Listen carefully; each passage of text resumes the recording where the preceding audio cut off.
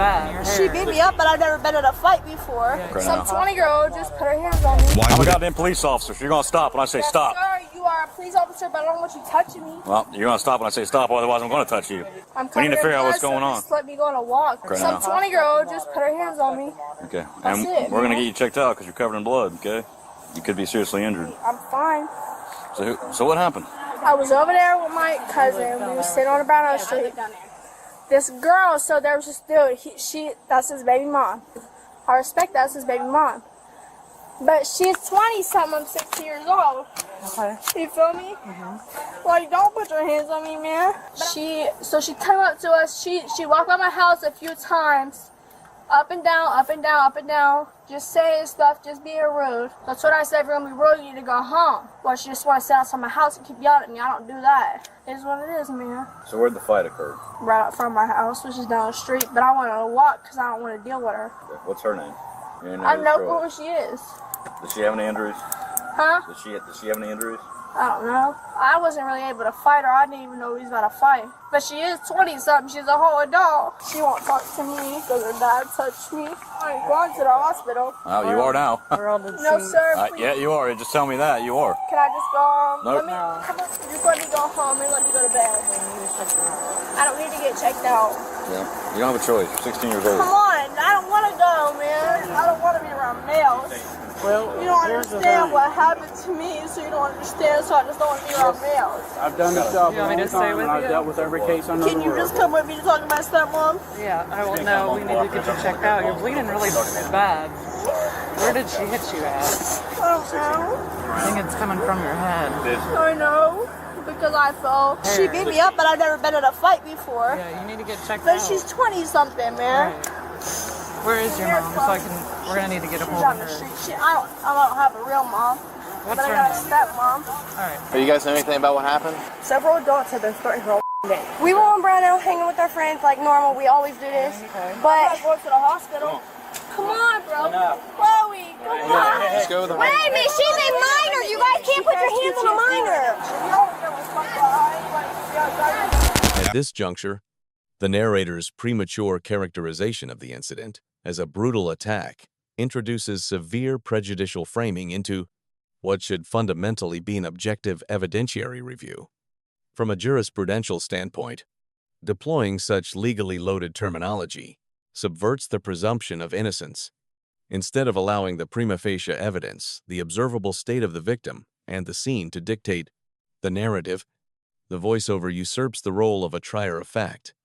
By anchoring the viewer's perception to a predetermined conclusion of felonious battery, the commentary compromises the neutrality required to properly analyze the subsequent police investigation, judging the act before a clear mens rea criminal intent or the full sequence of events has been legally Wants to act like an older dog. That's all I can tell you is sometimes her mouth gets into trouble. He has been with a 16-year-old girl all day, drinking with her, partying with her, and she found out. Well, she went to confront him about what was going on, basically to tell him I'm done, I'm not cool with people that sleep with underage kids. Hi, what's your involvement? I'm her aunt. Did you see what happened? Yeah, I was down there. You know, like Jasmine, she was running her mouth, wouldn't stop. We couldn't even get her to stop. Yeah. And then the adult kept running her mouth, and then they all just started fighting. And got Jasmine down on the ground, knocked her out for a minute. Yeah. Any idea who the adult is? No, I have no clue what the name is. Do they live all the way at the very end of North Brownell? Yeah.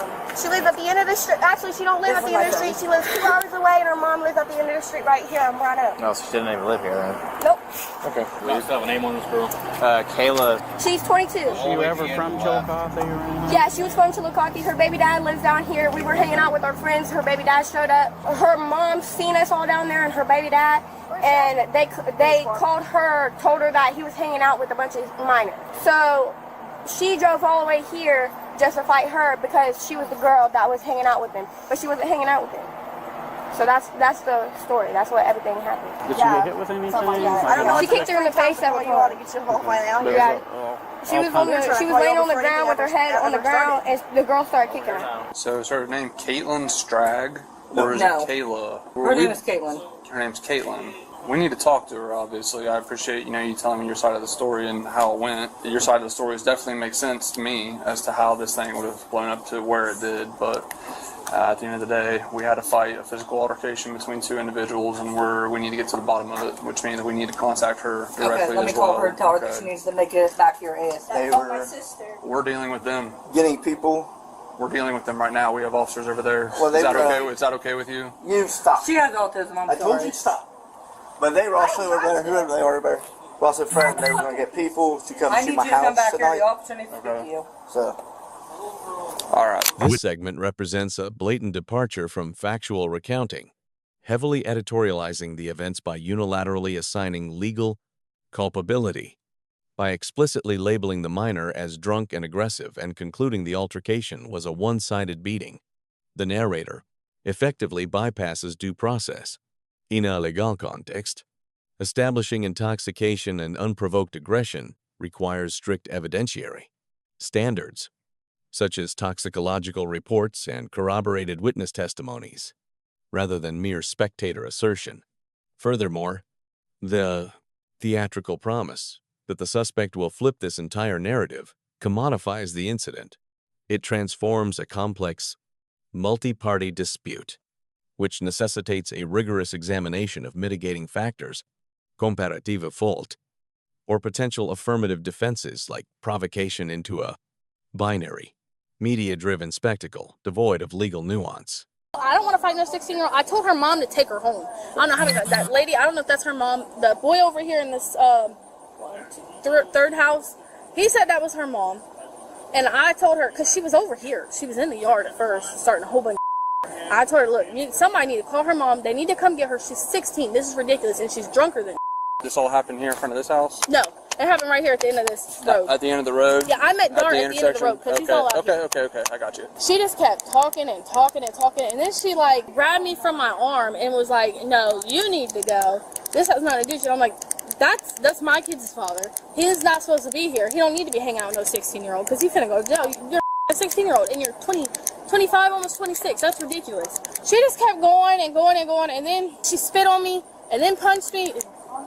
She broke out. So. And then her sister jumped in, and then my sister jumped in, and yeah. Okay. So the 16-year-old that was in the backseat of the car with D'Artagnan she and was this 18, David dude. I guess. She ended up being 18? I don't know. They're lying about their age. So the girl that was sitting in the backseat of that car at the time was not the girl that got out and approached you? I'm guessing she probably got out of his car and ran somewhere and came out, or she came from a house down there. Okay. As police officers, okay, we have to go with where the evidence lies. And I agree with you, absolutely, 100%. To the day I die, from me to you, as far as if this is some 25-year-old guy with a 16-year-old girl who's intoxicated and they're doing the things to the manner which you've described, absolutely, that's 100% inappropriate. But you did choose to get yourself involved. Okay, you're provided two options. Okay, you can. Well, I did try to walk back here. I know, but listen to me. Hear me out. You're provided two options. You can call us, and then we can come resolve the matter. Or you can walk back to your house and find someone who has a phone. I was trying to walk away, and then she started swinging, and this other girl started swinging. It was two of them. They both started swinging on me, and then that's when she jumped in to try to help because it was two people on top of me. But I just need you to understand, okay?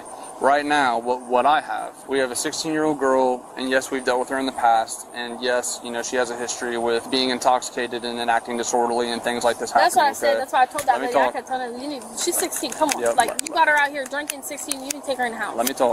She is actively, covered in blood and probably has a decent, substantial laceration somewhere in the head area, and she's at the hospital right now. She was not bleeding when we got done. I'm just letting you know. That's what I have. That's what I'm stuck with dealing with right now, okay? But, I mean, all them people, everybody was fighting. It was a big, massive-ass circle. So, I need to talk. I'm not the primary officer on this, okay? I'm over here assisting the other officers dealing with that mess in that part of the hospital, okay? But I need you to work with me as far as if this turns into a situation where I have to detain you, I have to bring you into jail. Be cool with me and understand that that's what I'm left with, okay? I have two kids I need to get home to. I get it. So just hang out here for a second. I'll figure out what exactly it needs to be done with this. Yeah, you can walk out over there. Okay, just don't go inside the house. The commentary asserting that the absence of visible injuries on the suspect definitively classifies the incident as a one-sided assault dangerously conflates preliminary law enforcement procedure with judicial adjudication, while a lack of physical marks is highly relevant for an officer establishing probable cause to effectuate a lawful arrest. It is not legally dispositive of absolute guilt. Furthermore, by framing the officer's procedural steps, enhanced by the subjective praise of his calm demeanor as an absolute resolution to the conflict, the narrator misrepresents the fundamental nature of the justice system. An arrest is merely an administrative threshold initiating the legal process, not a final verdict on the merits of the case. Portraying it as a definitive conclusion distorts the viewer's understanding of the evidentiary burden and the constitutional right to due process. No marks on you. You have no contusions, no bruising, no redness, no grab marks, no claw marks, no anything, and this girl's bleeding from her head and covered in blood, then we have to act on that. We have to treat it as an assault until then. Now again, I'm not the primary officer on this. He's going to be on his way here. His name's Officer Kite, or likely Officer Lott, who's a female, is going to be handling it, okay? But as of right now, I do need to go ahead and secure you in handcuffs and have you sit in the back of my cruiser, okay? All right. I'm not guaranteeing that you're going to go to the Ross County Jail, okay? All right, let's walk over here. She's detained. She's detained for now, ma'am. Go ahead and take a seat. I haven't told her I could be pregnant. Can you just do the handcuffs in the front? You are pregnant? No. I haven't told my family. I have 2 kids and didn't want to tell them about a third. Okay, So that's fine. Yeah, go ahead. All right. Caitlyn was